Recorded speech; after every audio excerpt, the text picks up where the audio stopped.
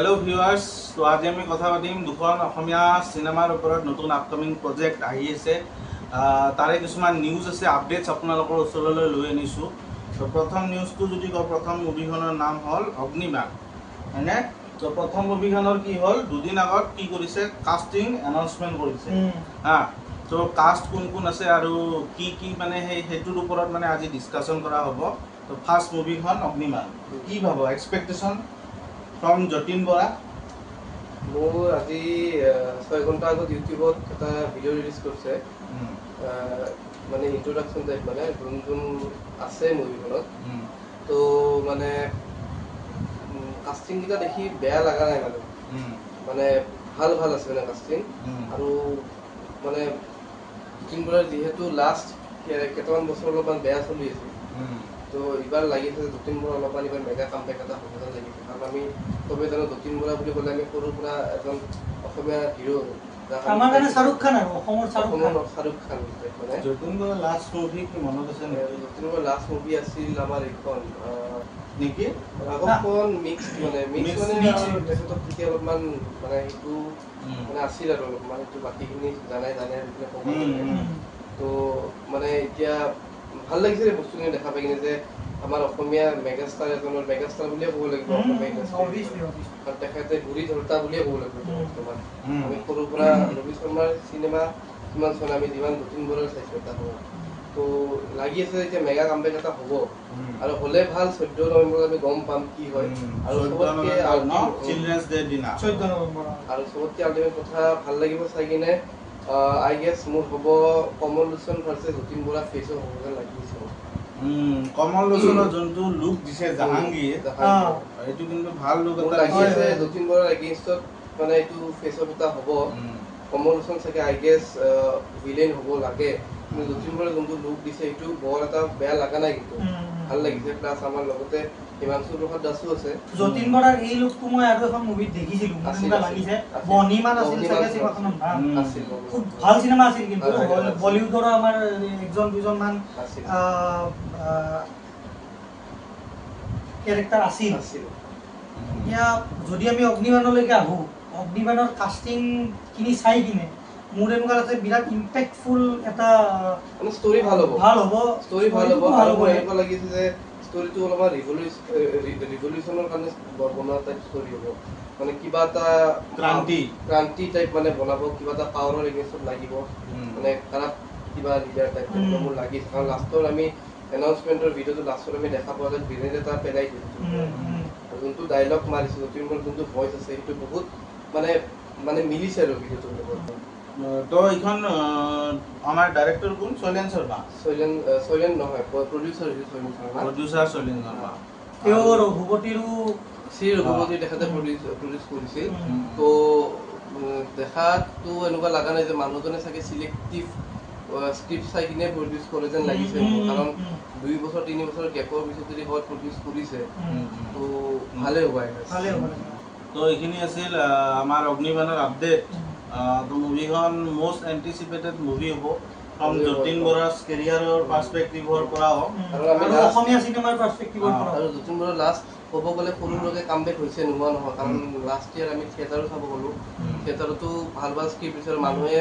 মানে পুৰা Housefull theatre চাইছে মানুহে তো মানুহে এতিয়া আশাবাদী হয় যে Jatin Bora আৰু এতিয়া আহিব চাগে মই বাৰু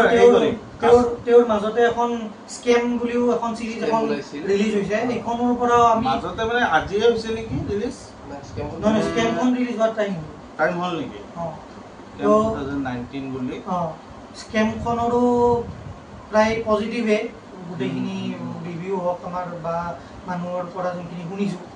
গতিকে আমি বহুত আশা কৰি আছো অগ্নিবাণখন যিহেতু নামটো এটা বিৰাট ওজন থকা নাম আমি বহুত আশা কৰি আছো এই চিনেমাখনে চাগে অসমীয়া নাম অগ্নিবাণ তো নামটো বৰ মানে বহুত এটা হেভি ৱৰ্ড থকা নাম হয় তো আই গেছ মুভিখনত যাতে সিমান এটা এক্সপেক্টেশন দিয়ে মানুহ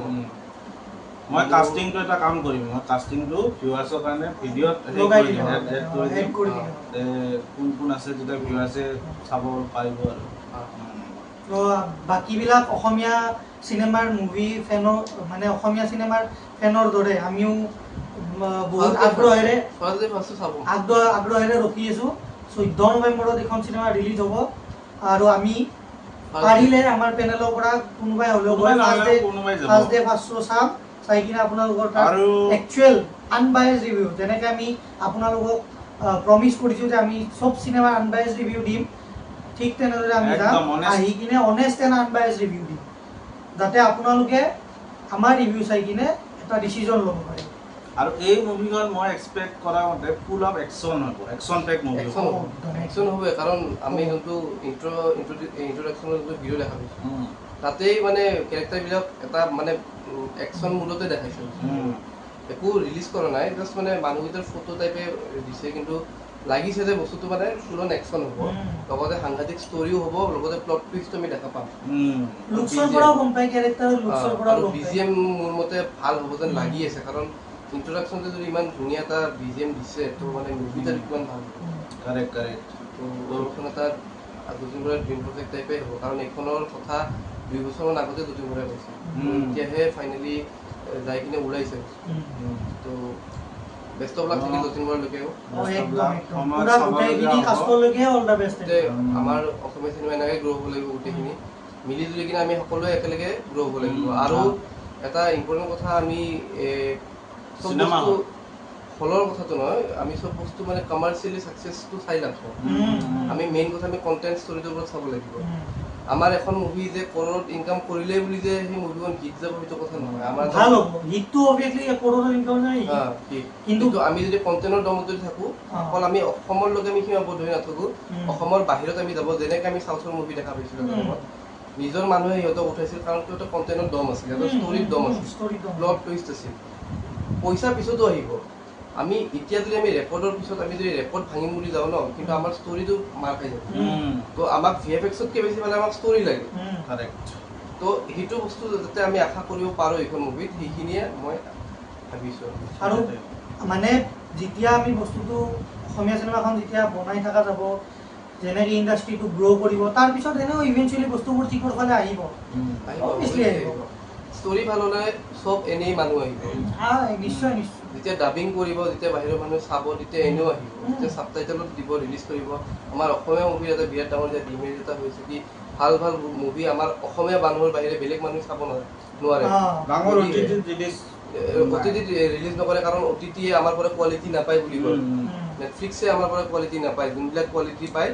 ৰিমা দাসৰ মুভি এতিয়া নেটফ্লিক্সত পাই যাইছো তো দুখনমান মুভি মই সোনি লিভত পাইছো কথা নদী বুলি এখন আৰু আমি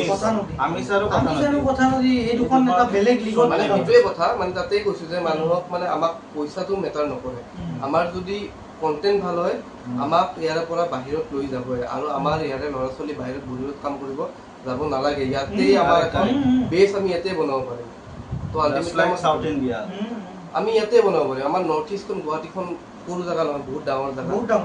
অসমখন আমাৰ বহুত ডাঙৰ যদি আমাৰ জুবিন দাই যদি ইংলেণ্ডতে শ্বুটিং কৰিব পাৰিছে বাকীবোৰে কিয় নোৱাৰিব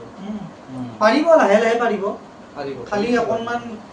প্ৰথমতে আমি বিচাৰো মানে এজ এ মুভি ফেন আমি বিচাৰো আমাক কন্টেন্ট ভাল লাগে আমাক ষ্টৰি ভাল লাগে আনপ্ৰেডিক্টেবল প্লট টুইষ্ট লাগে একদম কাৰণ আজিকালি সবেই জানে সবেই চাই আপোনালোকে চাই আমিও চাওঁ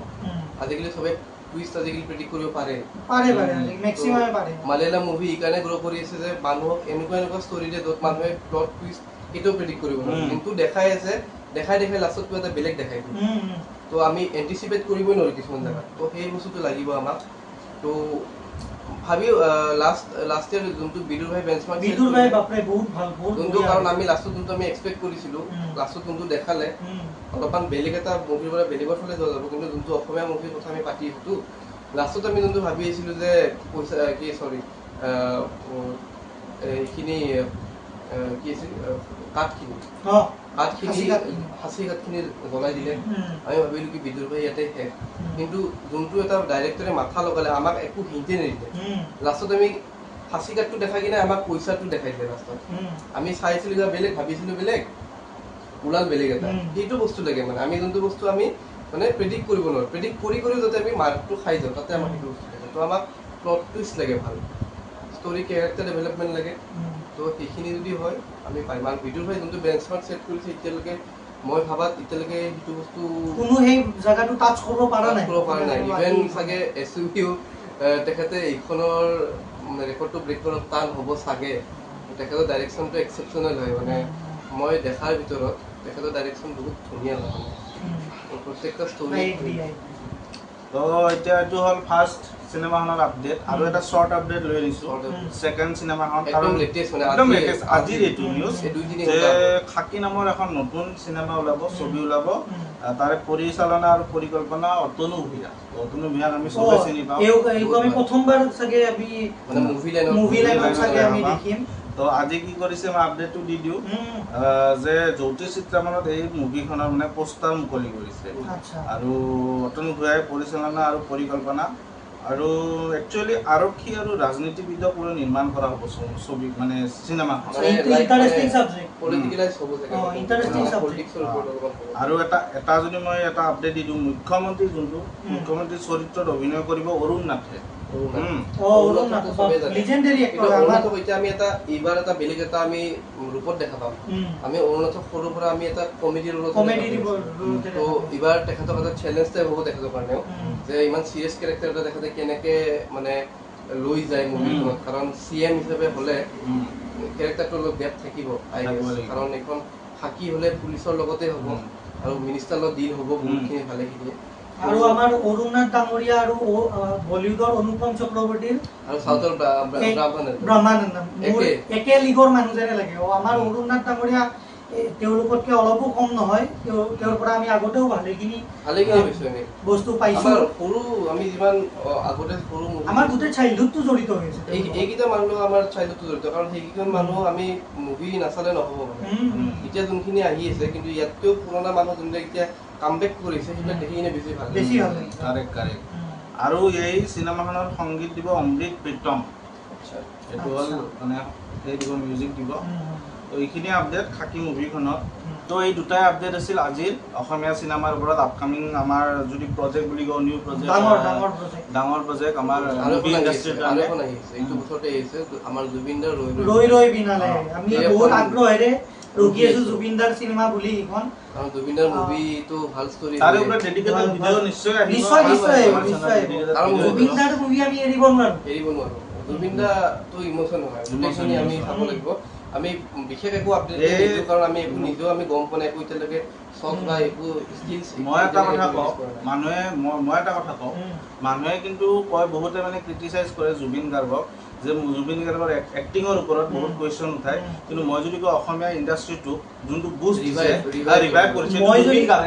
জুবিন গাৰ্গৰ কাৰণে মডাৰ্ণ অসমীয়া চিনেমাৰ জনক বা ফাদাৰ বুলি মই জুবিন গাৰ্গকে অভিহিত কৰিম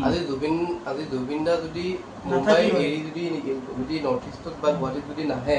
আজি অসমীয়া ইণ্ডাষ্ট্ৰী ইমানখিনি মিছন চাইনাখনে এইটো এটা ব্ৰেক কৰি দিলে ষ্টেৰিঅ'টাইপটো যে আমাৰ অসমীয়া মুভি মানুহে হলত চাব যায় ইমান কম হলতো যে থাকাৰ পিছতে যে মানুহ যে কৰোৰ টকা যে ইনকাম কৰি আছে এইটো যে বহুত ডাঙৰ কথা হেডছ অফ জুবিনদা again heads off Zubeen Garg থাকালৈ এনেকুৱা মুভি দি থাকিব আমাক আশা কৰো আৰু মোৰ হিচাপত জুবিন দাই খুব সোনকালে চাগে আমাৰ এডভান্স টেকনলজি আনিব চাগে আমাৰ Asomiya we are looking forward to scientific sci-fi movie যদি কিবা আনে বৰ এটা ভাল লাগিব অলপমান এডভেঞ্চাৰাছ টাইপ যদি মুভি আনিব পাৰে কাৰণ আমাৰ অসমীয়া মুভি বৰ্তমান এক্সপ্ল'ৰ সিমান এটা নকৰে মানুহবোৰে অলপমান এক্সপ্ল'ৰ কৰিলে ভাল লাগে ধৰক আমাৰ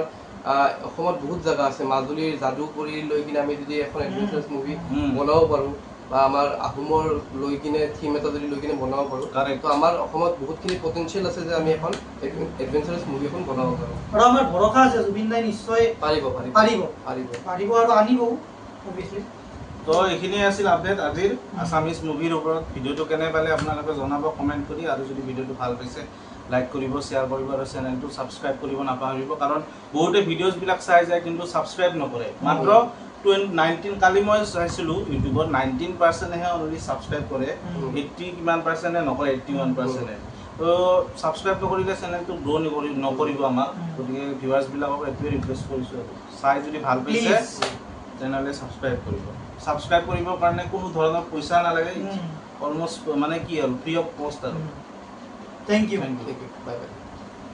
Audio Jungle.